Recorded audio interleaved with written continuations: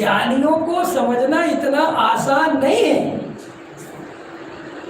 आप ज्ञानियों के औदिक भाव इतनी आसानी से नहीं समझ सकते। देखो,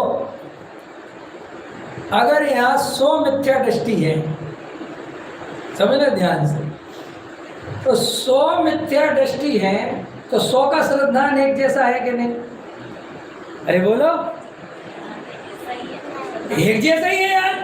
मिथ्या दृष्टि के श्रद्धान थोड़ी अलग अलग होते हैं, श्रद्धान तो एक ही जैसा है। 100 के 100 अपने को शरीर मानते हैं, स्त्री पुत्र मकान दुकान को अपना मानते हैं, बराबर है कि नहीं? फिर भी 100 के श्रद्धान एक जैसे होने पर 100 के परिणाम एक जैसे नहीं। ये औदिक भाव की विचित्रता है मिथ्या दृष्टि चिन्मय भाई साहब।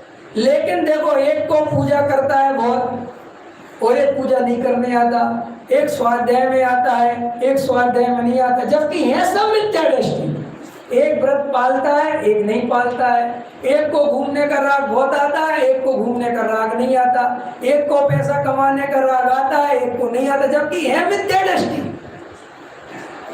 एक को भाइयों से ज्यादा राग है और एक को नहीं है जबकि मिथ्या दृष्टि।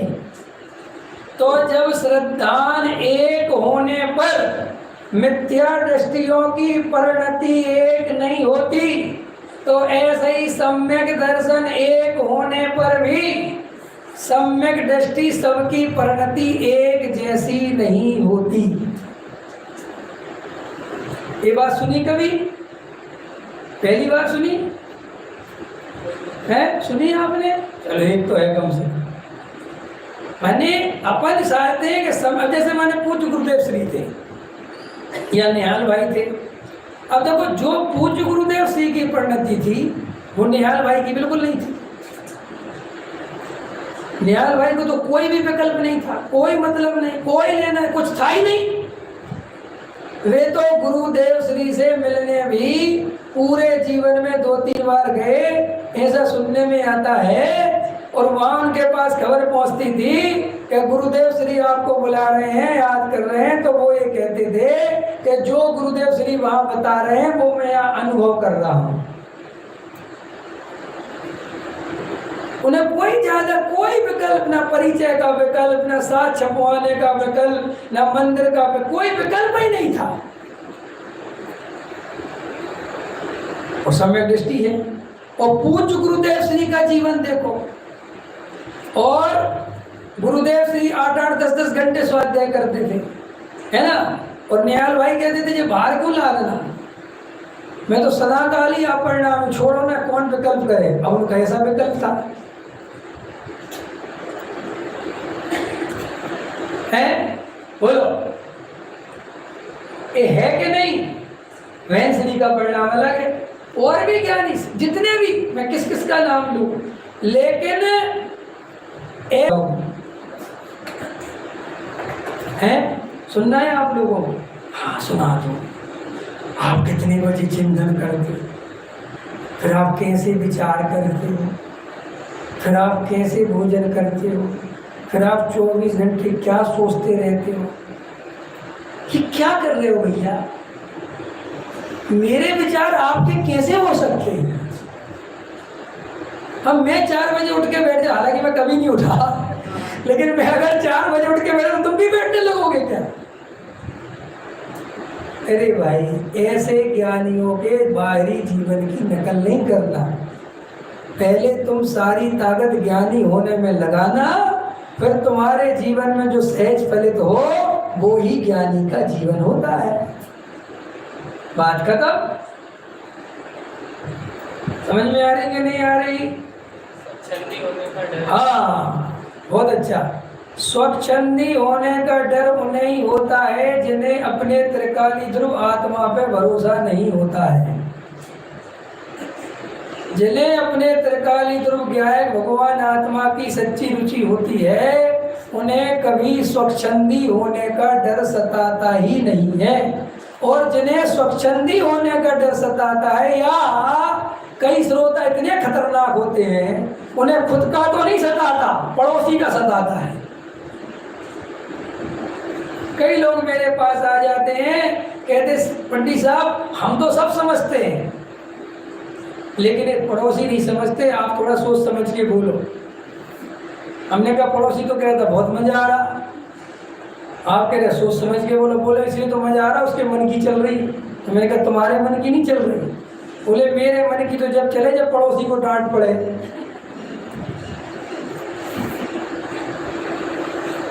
आया समझ में? तो ज्ञानी के बाहरी जीवन में आप ताक झांक करते रह जाओगे और आप कहीं ना कहीं गलत पकड़ के ले आओगे। क्योंकि मैंने आपको 24 तीर्थंकर तो सारे एक जैसे है ना भैया, तीर्थंकर प्रकृति बंदी ना भाई, है ना, और अधिकतर सर्वार्थ सिद्धि वाले होते हैं। 24 तीर्थंकरों के औदिक भाव मिला के दिखाओ। और वे उपसम सम्यक वाले थे कि छायक। एक छायक और उपसम में क्या अंतर होता है? बिटिया बताओ। हाँ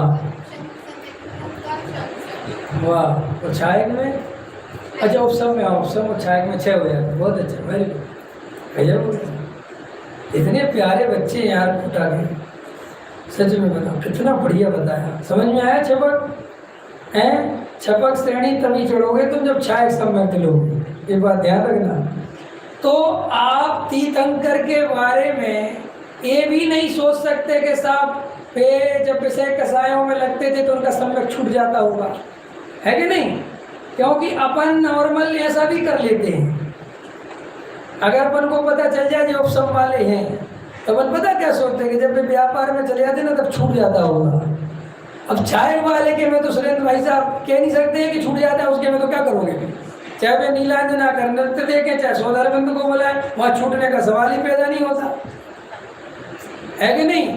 और एक सामान्य अपन जैसे हो, अरे ठीक है पहले था उनको अब नहीं बचा, क्योंकि तुम्हें कैसे पता चल गया? पहले पूजा करते थे अब नहीं करते। हम तो ऐसे नापते रहते सम्यक दर्शन, है कि नहीं? और नपवा दूं सम्यक दर्शन है तो मैं गलती से कभी छुआरा वाली पूजा करने वाला मिल जाऊं तो दोनों तुरंत मिथ्या दृष्टि घोषित कर दोगे, छुआरे वाली कर रहे थे हैं। इन्हें छुआरा बोला, मेरे देखा ने बोला छुआरा घेवर लाडू लाए श्री जी के चढ़ा चढ़ाओ। स्वामी समज्ञानी कैसे बोल सकता है? हमारा सम्यक दर्शन तो गजब गजब का है साहब। हमें किसे हो सकता है सम्यक दर्शन? बोलो जल्दी, इस पूरे विश्व में सम्यक दर्शन किसे हो सकता है? के साथ ओनली दिगंबर जैन। ओके हाँ ओके। फिर साहब दिगंबर जैन में भी किसको? ओनली तेरापंथी कि उसमें भी किसको? मोक्ष को। उसमें भी किसको? वहाँ वालों को वहाँ वालों को ठा वालों को। फिर उसमें से जहाँ ठा वाले हुए तो तुम ठा वालों को समझा? और उसमें भी किसको? जो इंद्र विहार के मंदिर में आता है। इंद्र विहार के मंदिर में भी किसको?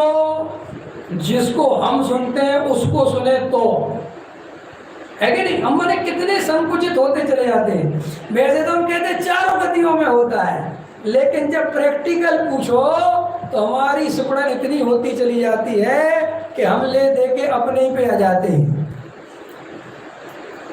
ये सब अहंकार का ही फैलाव है। ये सब अधार्मिक होने के लक्षण है, कोई धार्मिक होने का लक्षण नहीं है। ये सिर्फ हमारा ईगो, हमारा अहंकार। तो हमें किसी ना किसी टाइप से अहंकार माने क्या? महापापी से पापी आदमी अहंकार के वशीभूत होकर कहता है कि मैं पापी हूं तो भी अच्छा हूं।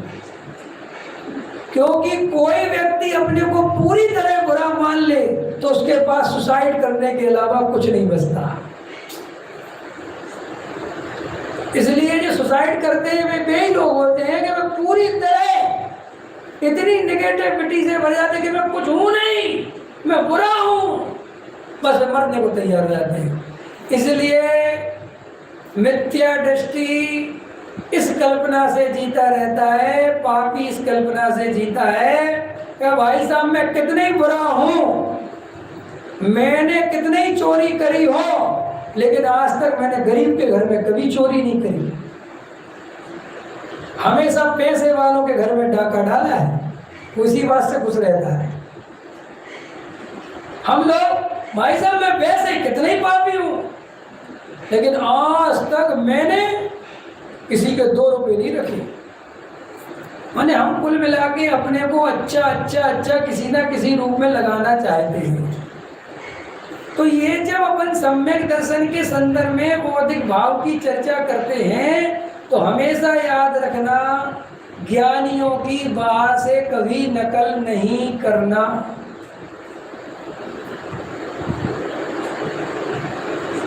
पहले असल को पकड़ना और फिर जो जीवन में सहज आ जाए उसे सहज जानना कि ये होता है, बस बात खत्म हो गई।